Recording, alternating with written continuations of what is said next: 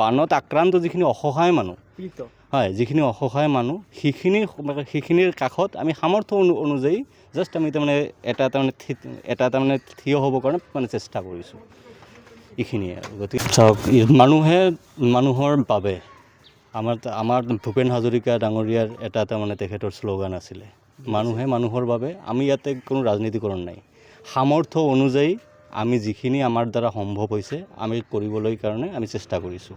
আমি আহ্বান জনাওঁ যে আমাৰ অঞ্চলৰ, ধুবুৰী অঞ্চলৰ বা গোটেই অসমৰ যিখিনি অসহায় মানুহৰ কাষত মানে আহি এতিয়া তাৰমানে থিয় হোৱাৰ সময়।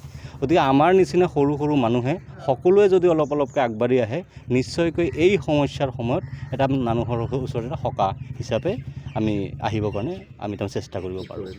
তেওঁলোকৰ জৰিয়তে আহ্বান জনাওঁ যে আমাৰ যিখিনি মানুহৰ সামৰ্থ্য আছে সকলোৱে এই অসহায় মানুহৰ ওচৰত আহি থিয় হ'ব লাগে, বানআক্ৰান্ত মানুহৰ।